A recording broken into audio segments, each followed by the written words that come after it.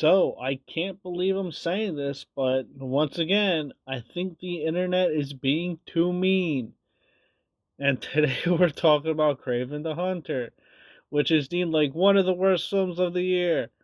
I disagree. I'm not saying it's good, because it's far from it. But is it the worst movie of the year? No. Is it one of the worst movies I've seen this year? Absolutely not. So we're going to talk about the latest Marvel movie by Sony Pictures, who is like, we're done making Marvel movies for now, fingers crossed. Kraven the Hunter. So, backstory Kraven the Hunter is my favorite comic book villain. He's always been my favorite since I was a wee little kid with the old Spider Man cartoon. I love the dude. I love his whole character. I love his story. I love everything about Kraven the Hunter. And let's get this out the way. This kind of ruins the Kraven character. Not going front. It gets some things right, but it misses the key aspect of Kraven the Hunter. And that's all I'm going to say on that. I'm not going to get too far into it because I could go on a spiel about how, like, the cartoon did Kraven better, the Insomniac version from Spider Man 2 is better, the version in the Amazing Spider Man 2 video game is better. But, I digress. But why am I saying it's not one of the worst movies of the year? Because it has some good stuff. Like, one, it's violent as all hell, and I'm all for violence. Like, you see, like, heads getting tore off, you see, like, blood gushing everywhere, and it's like, why they couldn't do this for Venom and Carnage, I have no idea. But, yeah, they chose Craven to be the R-rated character instead of Venom, the dude that literally eats people's heads, and Carnage, who is a literal murderer. But Kraven the Hunter, R rated, super bloody, super violent. I dug it. And because it's violent, you get cool action sequences. I kind of like the action sequences. The director of this has done a few previous action movies, and it shows. He knows what he's doing. He knows how to frame and shoot an action film.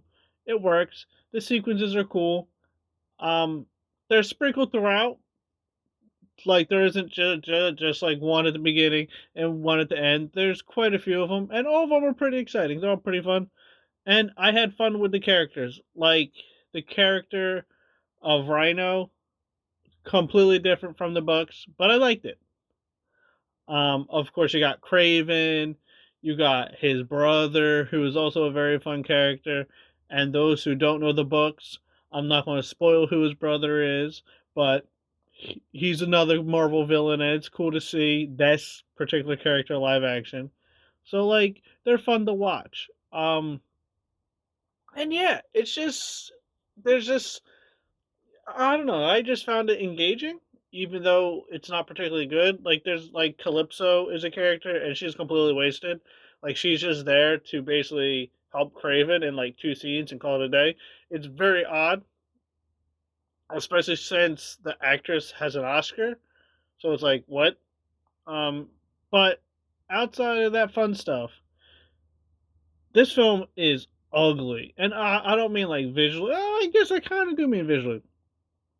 The visual effects are ugly for the most part. There is like one or two VFX shots that are like, oh, that looks pretty good for CGI, but the rest is ugly. This film has really bad ADR. Like, it's so evidently clear when a character speaking is recorded in post production instead of actually on set, and they don't try to cover it up like the same way they did in Madam Web. Like, they don't even try to hide it. It's just point blank there, and it's really disengaging when you notice it. And this film has no sense of emotion. Like, it's like this like father son story of Craven trying to do good because his dad's a piece of garbage, and then it's like the brother's like, Craven, you're not like this, stop it. And it's like none of this works because there's no emotion. Like, the performances aren't bad. Like, you got Russell Crowe being Russell Crowe, always a fun watch. You got Aaron Taylor Johnson. I like him a lot. I liked him since Kick Ass. And it's like you got good actors, but they kind of don't have anything to work with. So I could rant about this for a long time. So Craven has a ugly visual effects, really odd editing choices and very poor editing choices, no motion, and a sketchy story. But it's a fun watch for the action sequences and some of the characters, and for the blood and gore. So I say, watch it just for those aspects. But like always, feel free to like, comment, subscribe. Thanks for watching.